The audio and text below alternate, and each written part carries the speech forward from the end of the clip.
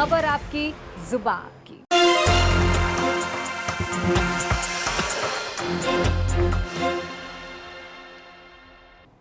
चलिए खबरों में आगे बढ़ते हैं। सीएम त्रिवेंद्र रावत ने दूसरे राज्यों से आ रहे प्रवासियों से क्वारंटीन में रहने की अपील की है।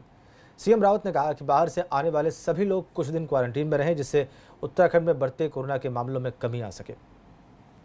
लॉकडाउन में काफ़ी छूट दी गई है और इसकी वजह से वायरस के फैलाव में भी वृद्धि हुई है।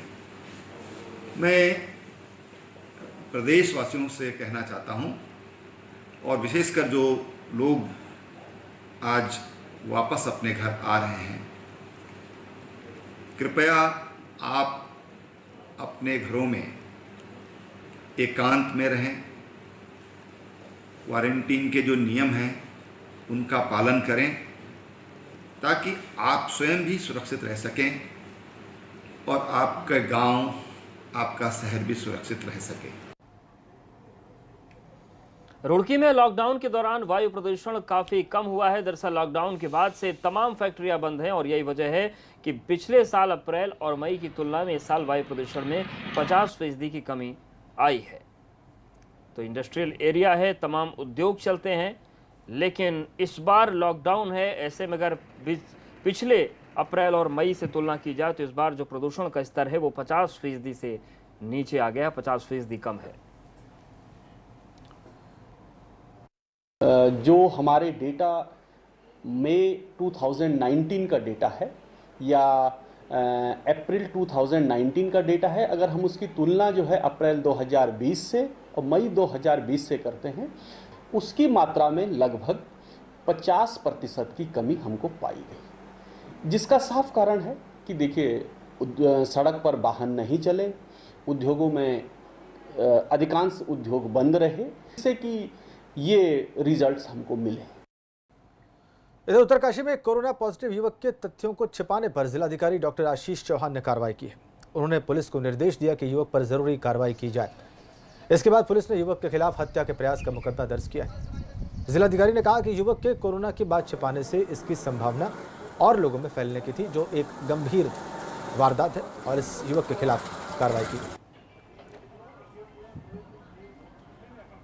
जनपद में कोरोना पॉजिटिव युवक के द्वारा तथ्यों को छुपाए जाने का एक प्रकरण संज्ञान में आया। उसमें पुलिस के सब इंस्पेक्टर जो चौकी इंचार्ज हैं श्री कमल, उनके द्वारा इसमें हत्या के प्रयास का मुकदमा दर्ज करवाया गया है। ये कार्रवाई इस कारण से की गई है कि युवक के द्वारा तथ्यों के छुपाए जाने के कारण कहीं न कहीं समाज में संक्रमण फैलने की एक पूरी संभावना थी, जो कि एक गंभीर कृत्य है, और उसी क्रम में ये विधिक कार्रवाई की जा रही है।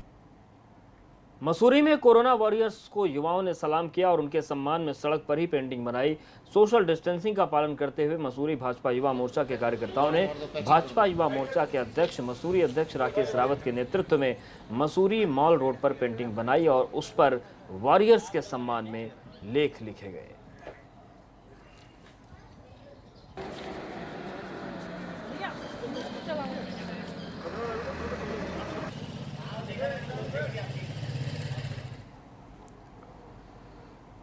इधर बड़कोट में दो तेंदुओं की सड़क पर चहलकदमी देखी गई। ये तस्वीरें पुरोना मोरी मार्ग की बताई जा रही हैं और इसमें देखा जा सकता है कि दो तेंदुए कैसे चहलकदमी कर रहे हैं। कुछ देर के लिए ये तेंदुए रुकते हैं और फिर ये आगे जंगल की ओर बढ़ जाते हैं।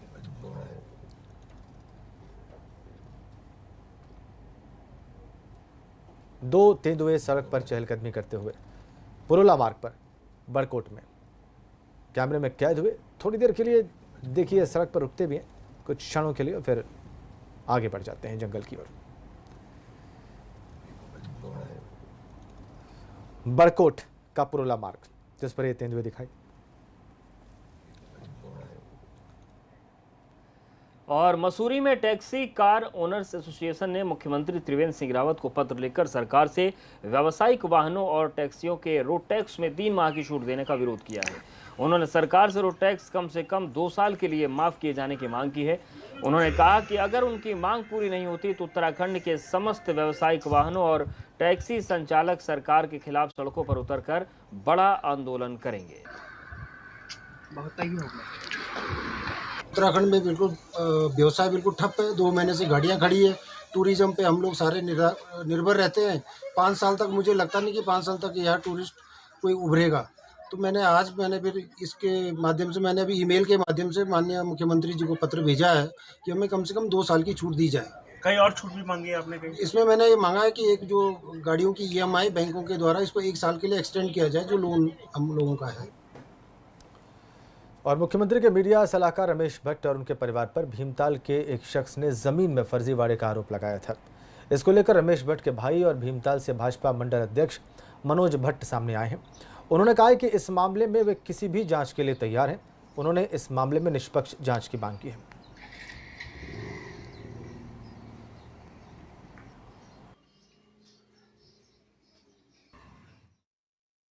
सारे आरोप बेबुनियाद है। ये एक राजनीतिक षड्यंत्र है, पर हमारे खिलाफ तहरीर दी गई है। हम चाहते हैं कि जांच हो और जांच चल भी रही है, लेकिन हमने शासन प्रशासन से कुछ बिंदुओं पर हमने भी जांच की मांग की है। जो बिंदु इस प्रकार है: नंबर 1, जमीनों पर अवैध कब्जे किसके हैं? नंबर 2, आय से अधिक संपत्ति किसकी है? नंबर 3, बेनामी संपत्ति के खेल में कौन है? नंबर 4, दर्जनों मुकदमे आज तक किसके ऊपर क्रिमिनल लगे हुए हैं। लेकिन तहरीर में मेरे ऊपर भूमाफिया कहा गया है। मैं चाहता हूं कि मेरी भी जांच हो और दूध का दूध पानी का पानी हो, सच सबके सामने में आए। तो ये बड़ी चौंकाने वाली बात है कि जांच की मांग भी करेंगे, लेकिन जांच जो बिंदु ये तय करेंगे उस पर होनी चाहिए। ये गजब के खेल हैं। नैनीताल में जामरानी सहित अन्य खनन क्षेत्र में JCB से खनन की तैयारी हो रही है। शासन से मशीनों से खनन करने की अनुमति मिलने के बाद निजी पट्टे और KMVN के पट्टों में JCB से खनन कार्य होगा। जिलाधिकारी सविन बंसल का कहना है कि खनन अधिकारी और SDM निरीक्षण करके रिपोर्ट जिलाधिकारी को सौंपेंगे कि कितनी मात्रा में JCB से खनन किया जाना है। उसके बाद ही खनन की परमिशन दी जाएगी।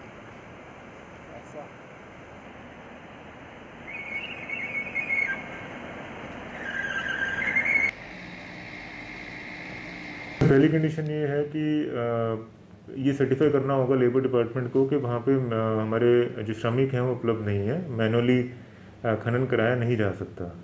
और तदनुसार जो हमारे SDM और खान अधिकारी हैं वो संयुक्त रूप से निरीक्षण करके ये अवगत कराएंगे कि वहाँ पे कितनी मशीन्स की आवश्यकता है, कितनी ड्यूरेशन के लिए है। और ये भी देखना होगा कि जो रिवर का चैनल है वो इफेक्ट ना हो। इधर खटीमा में प्रशासन के लाख कोशिशों के बावजूद बाजारों में सोशल डिस्टेंसिंग का पालन नहीं हो पा रहा। इस्लाम नगर गोटिया में ईद के त्यौहार की खरीदारी को लेकर बहुत भीड़ उमड़ पड़ी। सूचना मिलते ही प्रशासन और नगर पालिका की टीम मौके पर पहुंची। इस दौरान कई दुकानदारों के चालान भी किए गए। आप तस्वीरें देखिए खटीमा की। सोशल डिस्टेंसिंग का कोई पालन यहाँ पर नहीं हुआ और खटीमा की ये तस्वीरें बता रही हैं कि कितनी सख्ती की आवश्यकता है यहाँ पर, जो बाद में की भी गई। चालान भी काटे गए दुकानदारों के।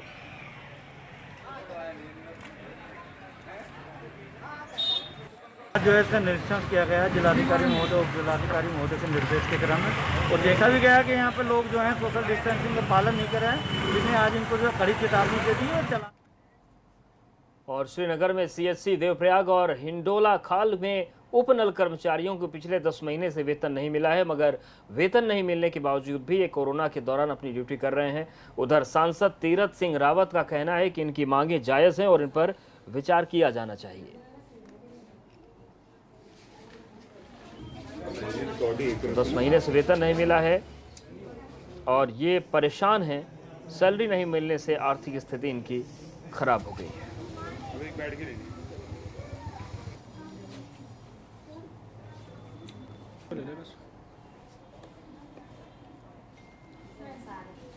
संविदा वालों की ये शिकायत थी कि 1 साल से वेतन नहीं मिला। ये हॉस्पिटल जब PP मोड पे हुआ तो उनको अन्यत्र भेज दिया गया, लेकिन उनका जो कार्य है वो निरंतर चल रहा है, उसमें कहीं ब्रेक नहीं है। तो उनको पहली बार तो ये कि पक्का होना चाहिए, कंफर्म होना चाहिए, क्योंकि वर्षों से काम कर रहे हैं। 1 साल से तो वेतन नहीं मिला, जो मैं कह रहा हूँ, और कई साल तो इनके साथ वाले कई लोग पक्के भी हो गए हैं। और हरिद्वार को ग्रीन जोन घोषित करने के बाद प्रशासनिक अधिकारियों की जिम्मेदारी बढ़ गई है। रुड़की शहर और देहात क्षेत्र में मॉल और रेस्तरां को छोड़कर तमाम दुकानें खुल गई हैं। लेकिन अब बाजारों में भीड़ उमड़ने लगी है। इस दौरान सोशल डिस्टेंसिंग का पालन करवाना पुलिस और प्रशासन के लिए एक चुनौती बन गया है। इसको लेकर ज्वाइंट मजिस्ट्रेट नमामि बंसल ने थाना प्रभारी और सभी सेक्टर मजिस्ट्रेट के साथ बैठक की और रोस्टर सिस्टम बनाने पर चर्चा हुई।